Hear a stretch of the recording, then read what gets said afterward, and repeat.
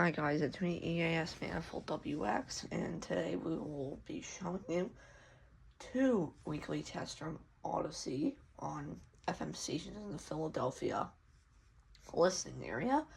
This happened on April 17th at 7:05 p.m. and I thought there was going to be 3, but one of the stations opted out of the weekly test. So that's why my video cuts off at a point. So yeah, I'll show you the 2 weekly tests that happened. Okay, so the RWT should happen any second now on all our stations. There's definitely going to be copyright in this video.